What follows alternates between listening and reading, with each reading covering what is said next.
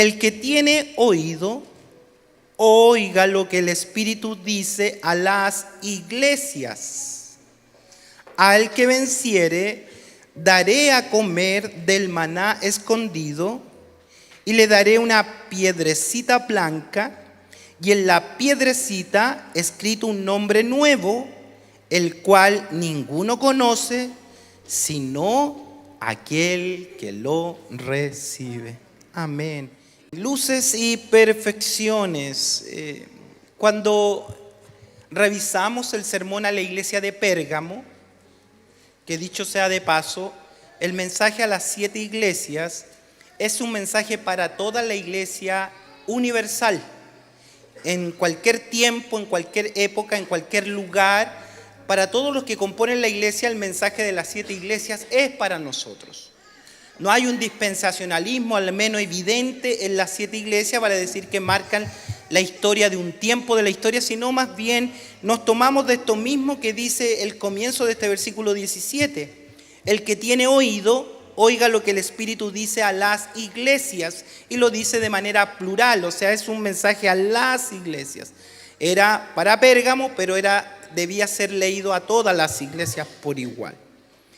En Pérgamo, cuando revisamos un sermón que le pusimos espada contra espada, ¿ya? ¿Se recuerdan ese sermón? ¿Y qué pasaba en Pérgamo? Es muy importante entender eso, lo que está pasando en Pérgamo, que ocasiona el mensaje del Señor y termina con la expresión del versículo 17 que nos habla de 3 promesas que hace el Señor ahí. Entonces, estas promesas no vienen del aire, sino están en el contexto de Pérgamo. ¿Qué pasaba en Pérgamo? Pérgamo es una iglesia situada en una importante ciudad. La iglesia de Pérgamo está en Pérgamo, pero es muy importante esa ciudad. Y lo que estaba pasando con la iglesia es que ellos estaban confrontados a 2 espadas. Una espada que tenían era el Imperio Romano, que estaba siguiéndolos a cada uno de ellos por el cumplimiento de las normas del imperio. La adoración a el emperador como Dios. Los emperadores romanos eran reconocidos en esa cultura como dioses. Entonces exigían que todos los súbditos del reino adoraran a César, lo cual la iglesia no hacía. Muchos eran perseguidos y hasta muertos a causa de no adorar al imperio. También tenían una fuerte presión social con respecto a la cultura imperante, el liberalismo, la economía, la liviandad, la explotación sexual, religiones que explotaban lo sexual. Entonces, la iglesia estaba en esa presión social. Imagínense, nuestros días estamos viviendo temas parecidos, con una presión social de todo índole, a través de las redes, a través de la educación, a través de las libertades sociales que tratan de imponernos, y a veces nosotros también somos arrastrados por ellas. Entonces es una iglesia que está sufriendo la persecución de la espada romana. Y se presenta el Señor a esa iglesia diciéndole: el que tiene la espada de 2 filos dice esto, o sea, te vas a enfrentar con una espada peor que la del Imperio Romano, la espada de 2 filos, que es la palabra del Señor, que puede cortar el pecado o puede juzgar al pecador. Tiene 2 filos. Entonces, ellos están entre 2 espadas, o decir entre espada y pared, pero en realidad aquí hay 2 espadas. La espada de Roma, la espada del Espíritu. Y tienen que tomar una decisión. Una de las 2 espadas los va a matar. O te mata el Imperio Romano, pero eres fiel a Dios, o Dios con la espada del Espíritu te mata a ti. O sea, tienes que decidir. Una de las 2 espadas tiene que matar al pecador. Entonces nos encontramos en esa constante lucha. Pero la iglesia había sido fiel a muchas cosas externas, pero había sido infiel a temas internos.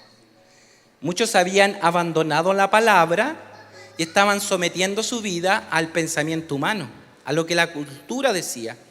Si no están así, pastor, si ¿Para qué venir siempre a la iglesia? Si hoy día Dios está en todo lugar, yo lo puedo invocar en la montaña, lo puedo invocar en un arbolito. La fe se lleva por dentro. Yo tengo fe en el Señor, yo no creo en los hombres, no creo en la estructura de iglesia. Como que no supiéramos que la iglesia es el diseño del Señor. Que la iglesia fue fundada por Cristo, que en el ministerio terrenal de Cristo lo que Él hizo, fundar la iglesia. Yo te digo que tú eres Pedro, mas sobre esta roca, esta declaración de fe, sobre esta roca que es Cristo, fundaré mi iglesia. Y la iglesia verdadera, ni las puertas del Hades prevalecerán contra ella. O sea, tendrá tal poder que los muertos entrarán a la iglesia y saldrán vivos, porque la muerte no puede con el poder que hay en la iglesia. También la Biblia dice que Él constituyó los dones en la iglesia, los ministerios, para la edificación del cuerpo de Cristo. Acá en Apocalipsis se está hablando el mensaje a 7 iglesias. Entonces, ese pensamiento tan liberal, decir, no, si la iglesia no es tan así, es una corriente liberal. No es la palabra del Señor. La iglesia es el modelo de Dios. Perseverar en una iglesia local es el modelo de Dios, no es otro. No lo inventó el hombre, es que lo inventaron los hombres porque quieren enriquecerse y ahí salga cualquier cantidad de temas. Nosotros no hablamos de temas de dinero acá porque no nos interesa, sabemos que la provisión viene del Señor. Preferimos crecer en la palabra del Señor. Entonces, hay mucho libre pensamiento que la iglesia, lo que le ha pasado después de un tiempo a la iglesia de Pérgamo es que no tienen identidad de cristianos, tienen la identidad perdida. Son híbridos, tienen compañerismo con las cosas del mundo, pero también con cierto grado de culto cristiano. Entonces tienen como mezclar las cosas, o en otras palabras tienen doble vida. Entonces en la iglesia aparecen santitos, adoran, cantan, con gracia sublime lloran, pero después la gracia sublime se les queda en el culto y después no sé qué cosa es lo que viven fuera. Entonces hay doble vida. ¿Por qué? Porque la iglesia tiene la identidad perdida. Pero el Señor nos ha comunicado que Él tiene ojos como llama de fuego, que lo ve todo, que lo conoce todo. Decía en realidad Carlos Ehrman, en un comentario sobre Lucas, dice: nada hay más sin valor que un seguidor de Cristo mundano, egoísta y obstinado. Es justamente esa sal que ha perdido su sabor. Le falta esencia misma de crecer en discipulado. No le puede servir para nada a su Señor. Ha perdido consistencia. Una iglesia híbrida, una iglesia que ha perdido su identidad. Mire cómo dice el versículo 13, si hacemos un repaso a lo que ya vimos en el sermón espada contra espada, versículo 13 del capítulo 2. El Señor dice: yo conozco tus obras, donde moras, vives en donde está el trono de Satanás. Trono de Satanás se entiende el imperio, el emperador. Pero dice: mira, has retenido mi nombre, no has negado mi fe. Aunque Antipas, mi testigo fiel, fue muerto entre vosotros donde mora Satanás. O sea, el imperio llegó a matar a uno de sus líderes. O sea, tienen una fe, pero que es una fe que no lo alcanza para un discipulado radical, completo, verdadero, profundo. Solo creen. Y permítanme aquí solo un paréntesis de hablar de lo que es la fe genuina y a qué nivel llega nuestra fe. ¿O qué clase de fe tenemos? Porque hay personas que van por la vida diciendo: yo tengo fe ciega en Dios. Fe ciega en Dios. Pero eso es... No hay nada más antibíblico que la fe ciega. No existe. La fe es certeza de lo que se espera. Es convicción sobre la palabra del Señor. O sea, tiene que tener sustento. La fe ciega es nada. Así que a ese cieguito que dijo una vez: mira, no me pregunten qué eres Cristo. No, yo sé que antes era ciego, ahora veo. Ese es un hombre sin fe. Eso no es fe. La fe tiene base sólida. El Señor tuvo que disipularlo a ese ciego y le dijo: mira, y le mostró. Y él entonces dice, abriendo sus ojos, conociendo a Jesús, fue glorificando a Dios. ¿Por qué? Porque penetró la palabra en su corazón. Dejó de ser una fe ciega, ahora tiene convicciones para seguir a Cristo. Bueno, la fe tiene sus características. Tiene 3 palabras que aprendimos hace poco, que es notitia, ascensius y fiducia. Ya que estoy hablando en lengua. No, esos vienen del latín. Latín fue el idioma, según lo que me enseñó Dieguito hace poquitos días, que abarcó todo el Imperio Romano, entonces el latín era el idioma oficial que los mantuvo unidos. Notitia es una noticia fundada en la palabra del Señor. ¿No ve que la fe viene por oír y el oír por la palabra del Señor? Entonces la palabra del Señor nos dio una noticia. Entonces, segundo, el ascenso es asentir, o sea, creo a esa palabra. Pero ahí van dos elementos. Y con esos dos elementos llegamos a nivel diablo, a nivel demonio. Recibir una noticia y creer a la palabra, llegamos a nivel demonio. Así que si usted dice creo, llega a nivel demonio nomás. Porque los demonios creen y tiemblan. Eso mismo. Entonces le falta un tercer elemento que es fiducia, que es recibir absolutamente esa verdad como absoluta, que no hay nada más que eso dependo de ahí. O sea, escucho la palabra, creo a la palabra, pero vivo por la palabra. ¿Y en qué ha fallado el discipulado? En que no se vive por la palabra. Tenemos doble vida, entonces tenemos buena adoración, decimos creer en el Señor, pero nos falta la fiducia, tomar esa verdad y penetrarla en nuestro ser plenamente. Que el Señor nos dé de su gracia y nos ayude. Entonces, en el versículo 14 dice, tengo unas pocas cosas contra ti. Y aquí el Señor ve la otra cara de la moneda de la iglesia. Esto lo vimos en el otro sermón, solo quiero mencionarlo. Pero tengo unas pocas cosas contra ti, que tienes ahí en el culto, en la iglesia, los que retienen la doctrina de Balaam, que enseñaba a Balac poner tropiezo a los hijos de Israel a comer de cosas sacrificadas a los ídolos y a cometer fornicación. Ve que se está repitiendo el patrón, lo mismo que el Imperio Romano está a través de su religión imperante, metiéndole en la cabeza a los niños, a los jóvenes, a los adultos. Todos creen que eso es normal. Es normal la doble vida, es normal el LGTB, es normal todo. Yo puedo decidir mi sexo, yo puedo decidir cuándo ir, cuándo no ir. Yo soy libre. Y eso es la mentira más grande. Usted no es libre, usted es esclavo de Cristo.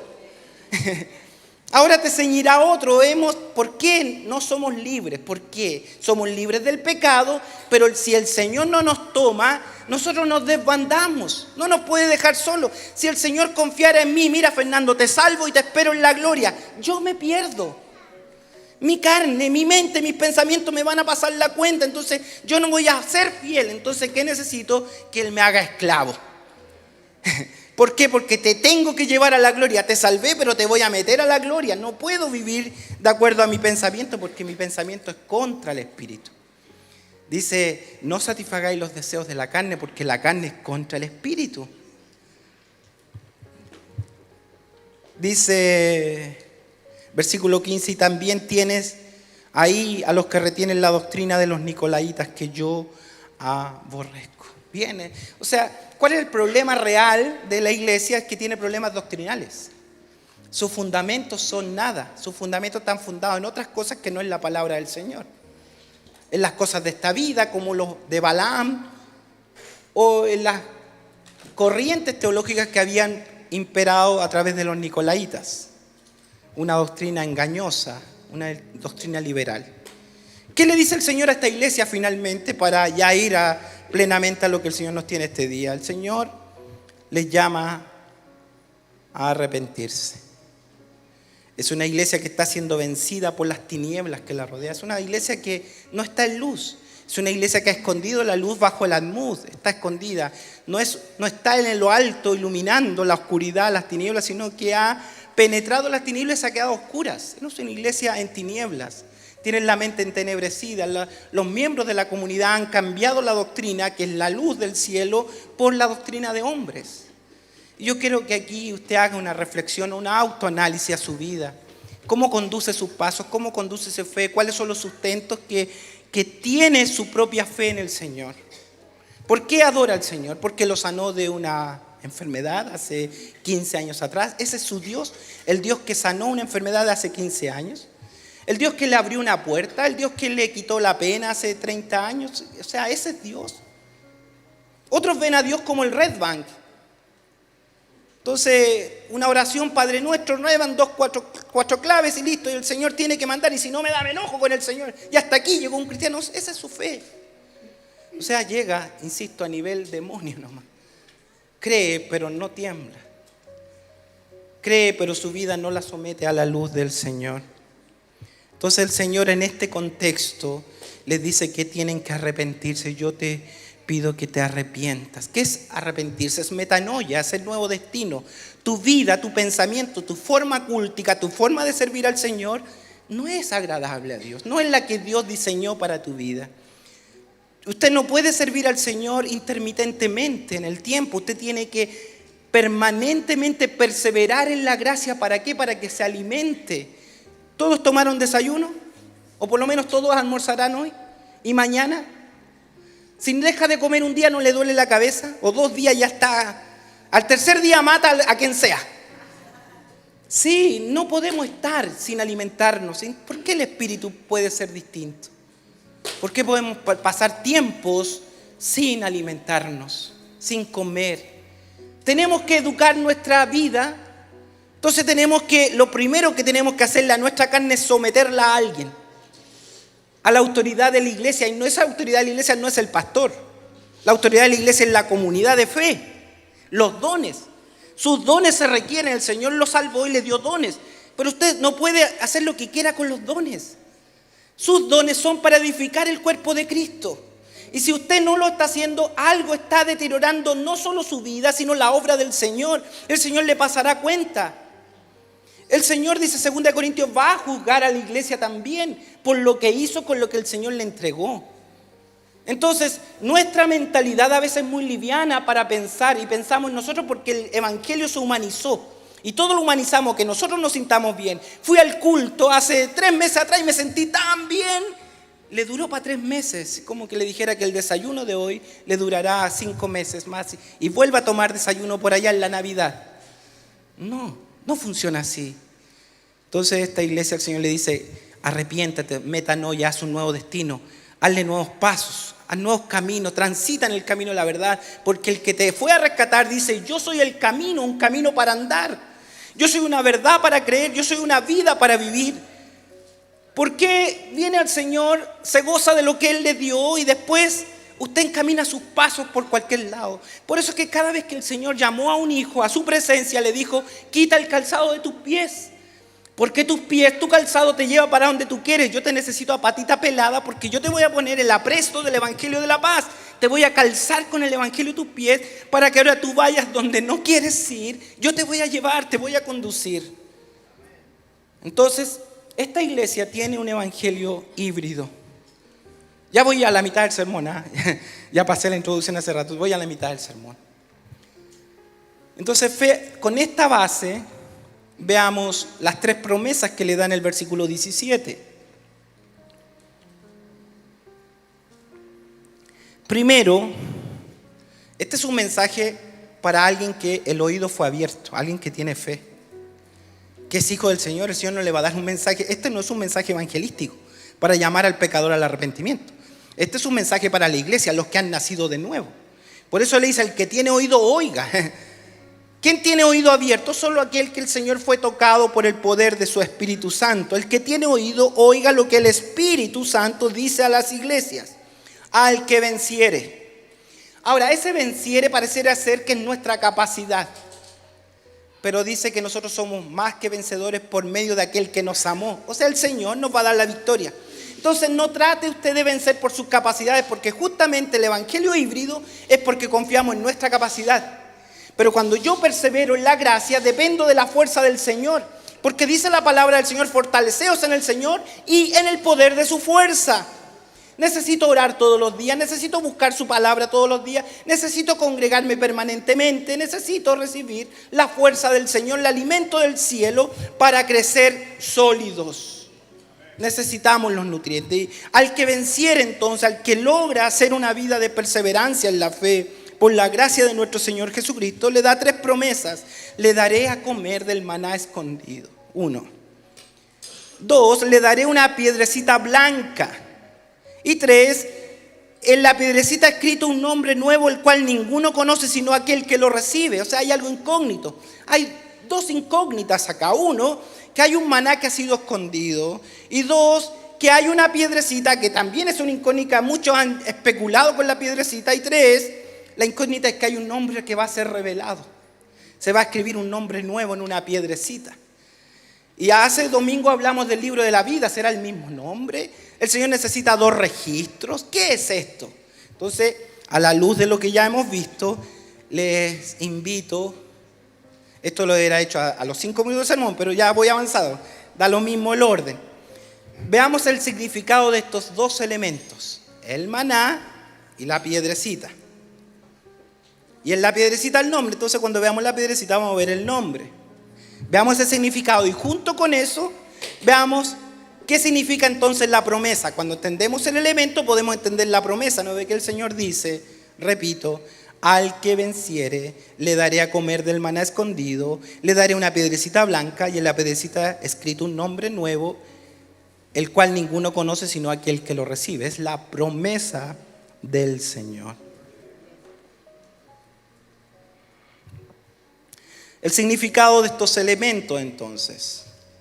Primero, tenemos que entender que la literatura apocalíptica tenemos que verla en el contexto del mensaje y no tratar de meterle otros elementos que van fuera de su contexto. Por ejemplo, tratar de interpretarla a la luz de la cultura romana. Entonces, ¿qué es lo mejor a la hora de entender el Apocalipsis? Es que tenemos que comprender el Antiguo Testamento. Si se dan cuenta ustedes, hay 404 versículos, no los conté, esto es un compendio, lo leí. Hay 404 versículos en Apocalipsis, 404. Pero de los 404, 278 mencionan el Antiguo Testamento. Esto es un 69%, o sea, casi el 70% de Apocalipsis es referencia al Antiguo Testamento. Ahora bien, si quiero interpretar Apocalipsis, ¿a dónde tengo que ir? La lógica, ¿no? No es andar leyendo literatura romana para entender Apocalipsis. O la especulación que a mí se me ocurra, ¿no? Es que hay gente que se le ocurre cada cosa. Hermano, hoy día viene la piedra del cielo y llévate una piedra ahí que te abrirá caminos de bendición, te dará un marido, una señora, aleluya y todo. La piedrecita, tómela, la siente, y tanto que le decimos como que la siente, ¿no? La siento, y sí, la siente. Y póngale música, la siente, apriétela. Y usted, hoy sí la siento, hoy. Todos recibimos una piedrecita hoy día. Ay, Dios mío. Si yo mañana le predico eso, usted cámbiese de iglesia. Al tiro, por favor. No me siga, se me apretó un tornillo. No. Entonces, volviendo al sermón. Casi el 70% está referido al Antiguo Testamento. Entonces tengo que ir a buscar el elemento en el Antiguo Testamento para aplicarlo en Apocalipsis. Hay 500 ilustraciones del Antiguo Testamento. O sea, es demasiado evidente. ¿Usted cree que la historia del Antiguo Testamento para qué están? Porque ahí también hay algunos que predican puras historias del Antiguo Testamento. Y David mató a Goliat, y se abrió el Mar Rojo, y hoy día se te abre el Mar Rojo. Uy, hermano, sacando todo fuera de contexto. El Apocalipsis es el fin de la historia, es Katos, es el fin. Y la administración de la gracia ha estado en toda la Biblia, y por eso vinieron los hechos históricos de Israel para reflejarnos lo oculto que iba a ser revelado en el Nuevo Testamento. O sea, en el Nuevo Testamento está revelado el Antiguo Testamento. Y el Nuevo Testamento está oculto en el Antiguo Testamento y se es revelado en el Nuevo. Entonces tengo que leer toda la Biblia. Perdone que me ponga efusivo, perdonen eso, pero... Miren, hay 2 elementos, entonces ya definitivamente vamos a ir directo a ello. Está el maná que está escondido. Y está la piedrecita blanca con un nombre nuevo. Esos son 2 elementos. ¿Dónde los encontramos entonces en el Antiguo Testamento? El maná escondido. Bueno, para eso tenemos que ir a Éxodo 16. Voy a leer algunos versículos de Éxodo 16, si usted quiere ir en su Biblia.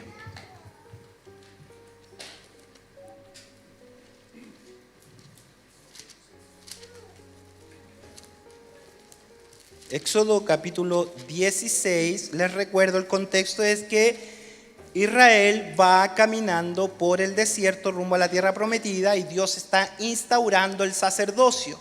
Sacerdocio que va a ser figura de las cosas reales que se revelan en Hebreos. por tanto en Apocalipsis. ¿Ya? Entonces, en el 16, el versículo 4 dice así: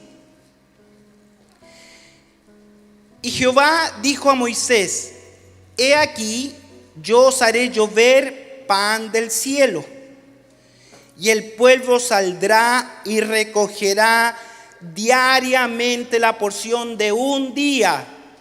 ¿Para cuántos días era el alimento que caía del cielo? Un día. Un día, quédese con eso. El alimento que caía todas las mañanas era para un día. Por eso que cuando nosotros oramos decimos, Señor, oran el Padre Nuestro, ¿no? Padre nuestro que estás en los cielos, santificado sea tu nombre. Venga tu reino, así en la tierra como en el cielo, hágase tu voluntad. Danos el pan nuestro de cada día. Y ese pan nuestro de cada día no es marraqueta. No es el pan del cielo, el que desciende del cielo. Lo necesito todos los días de mi vida, no cada 5 meses. Todos los días de mi vida. Versículo 13 del capítulo 16. Y por la mañana descendió rocío en derredor del campamento. Y cuando el rocío cesó de descender, he aquí sobre la faz del desierto una cosa menuda, redonda, como una escarcha sobre la tierra. Y viéndolo los hijos de Israel se dijeron unos a otros: ¿qué es esto? Bueno, entre paréntesis, ¿qué es esto? Traducido es maná, o maná traducido al español es ¿qué es esto? O sea, le pusieron el nombre de su interrogante, porque no cae pan del cielo. Nunca había visto caer pan del cielo. Cayó pan del cielo en forma de escarcha. No caía pan, hermano. Lo que caía esa escarcha, ellos la llevaban, la molían, la hacían harina después y hacían lo otro. O sea, se transformaba en harina. ¿Ya? Entonces ellos dijeron, ¿qué es esto? Entonces ellos se quedaron con la idea porque no es algo conocido. ¿Qué es esto? Comían algo que no conocían. Bien. ¿Qué es esto? Porque no sabían qué era. Entonces Moisés les dijo, ¿qué es esto? Es el pan que Jehová os da de comer. Amén. Versículo 31, y la casa de Israel lo llamó, ¿qué es esto? O maná, que era como semilla de culantro blanco y su sabor como la hojuela de la miel. Ahora bien, aquí voy al maná escondido. Cuando ellos recogían más de una porción por día, lo que les sobraba se podría. Y no solo se podría, que todo el campamento tenía un olor a putrefacción terrible, que no era conveniente recoger más de la cuenta. Era la porción para un día. No tenían que recoger más que la porción de un día. Solo el día viernes recogían doble porción. Y como era todo divino, esa porción el día sábado no se podría, porque el día sábado era día de reposo. Entonces ese día tenían para 2 días. Pero en el versículo 33 viene el maná escondido. ¿Ve todo lo que tuve que decir para llegar al maná escondido? Mire lo que dice el versículo 33, por favor. Dijo Moisés a Aarón: toma una vasija y pon en ella un gomer de maná o una medida de maná, que era la porción de una persona, y ponlo delante de Jehová para que sea guardado para vuestros descendientes. Y Aarón lo puso delante del testimonio para guardarlo como Jehová lo mandó a Moisés. ¿Qué es esto? Espero que estén súper concentrados. Dios les ordenó hacer un tabernáculo que tenía el lugar santo y el lugar santísimo. El lugar santo ministraban los sacerdotes y en el lugar santísimo, el santo de los santos, entraba el sumo sacerdote una vez al año. Y en ese lugar estaba el arca del pacto con unos querubines. Y dentro del arca del pacto habían puesto una vasija con maná, que estaba escondido, nadie lo podía ver porque Dios lo había guardado para futuras generaciones. Quedó escondido. Ellos afuera comían el pan cada día, pero no podían venir al lugar santísimo porque no les era permitido y no podían comer de ese pan porque estaba escondido. ¿Sí? ¿Me siguen? Bien, quedó escondido. Y todo lo del arca del pacto prefigura a la persona de Cristo. Están las tablas de la ley, está el maná escondido y está la vara de Aarón que reverdeció. Todo esto es la figura de Cristo que ha venido a manifestarse a nuestras vidas. No tengo mucho tiempo para explayarme en eso, pero quiero ir directamente al maná que quedó escondido. Después el arca se perdió, usted sabe todo eso. ¿Y dónde habrá quedado ese maná que nunca se iba a podrir? ¿Cuál era esa porción de maná que quedó escondido? ¿Dónde está ese maná? Entonces, fíjese lo que dice Juan 6:31 en adelante. Jesús viene, el Salvador viene. ¿Y qué dice él? Fíjese, nuestros padres, dice 6:31 de Juan.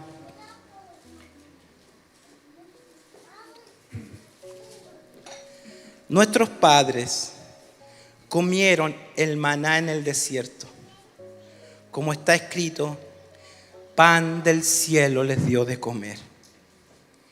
Y Jesús les dijo, de cierto, de cierto os digo, no os dio Moisés el pan del cielo, mas mi Padre os da el verdadero pan del cielo.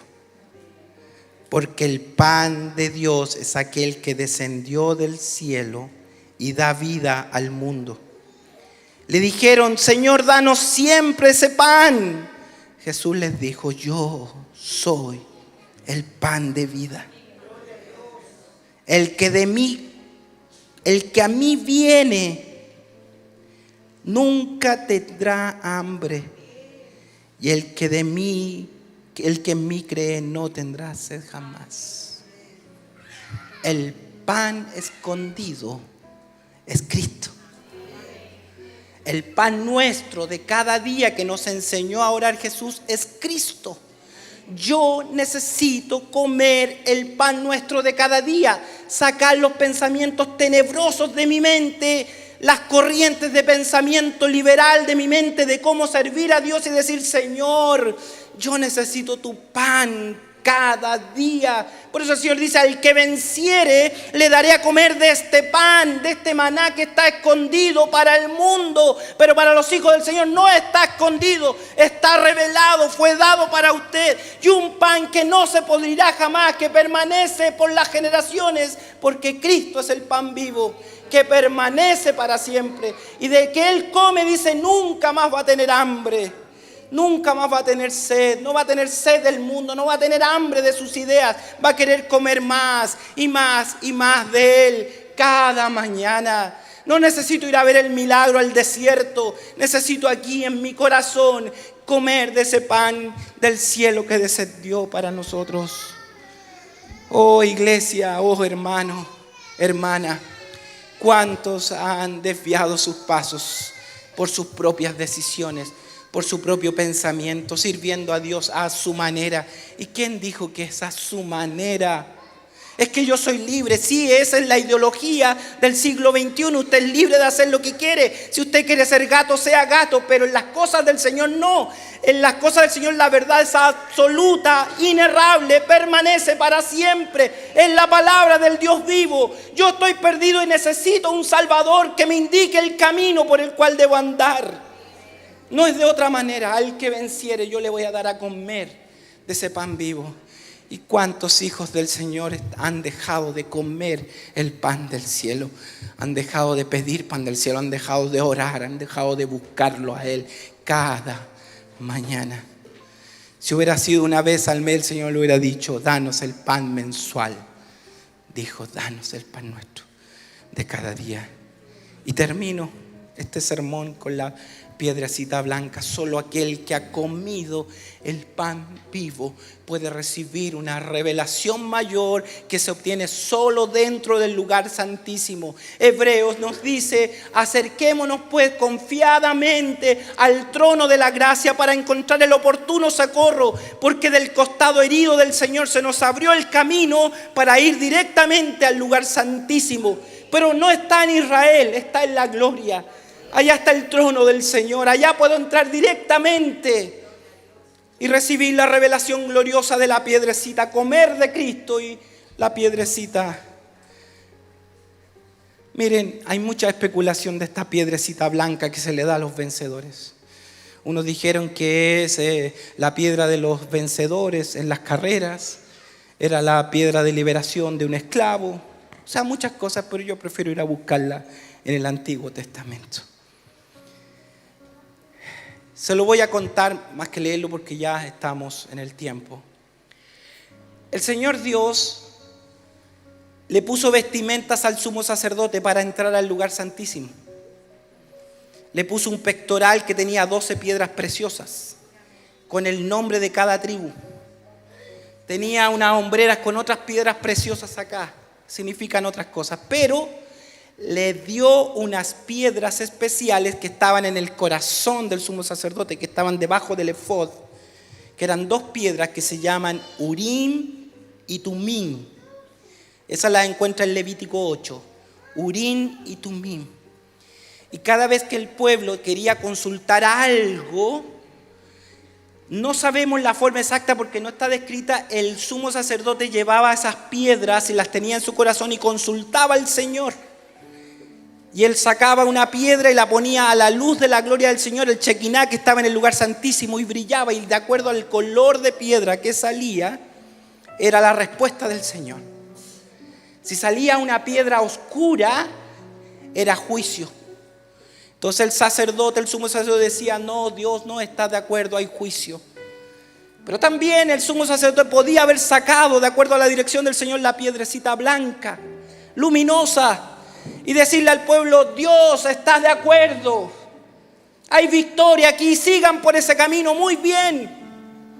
Entonces el Señor dice: al que de mí come, yo le daré una piedrecita blanca con un nombre escrito en ella, un nombre nuevo escrito en ella. ¿Qué significa? Primero déjenme referirme a la piedra oscura. La piedra oscura, la piedra del juicio, está mi nombre. Y está ahí, en el corazón de Jesús. La piedra del juicio. Pero el Señor dice: a los que vencen, yo voy a iluminar su vida con la piedrecita blanca. ¿Qué significa eso? Ha sido perdonado, ha sido justificado. La gracia del Señor va a ser sobre tu vida. Ninguna condenación hay para los que están en Cristo Jesús. Yo te daré la piedrecita blanca donde estaré de acuerdo contigo, con tu caminar. Estaré de acuerdo con lo que piensas, con lo que haces. Quiero sacar una piedrecita blanca y darla con un nombre escrito, un nombre nuevo que nadie conoce. ¿Y cuál es ese nombre, Señor? ¿Me vas a poner un nombre nuevo? No. Ese nombre que nos abre la puerta es el nombre que sobre todo nombre que se nombra.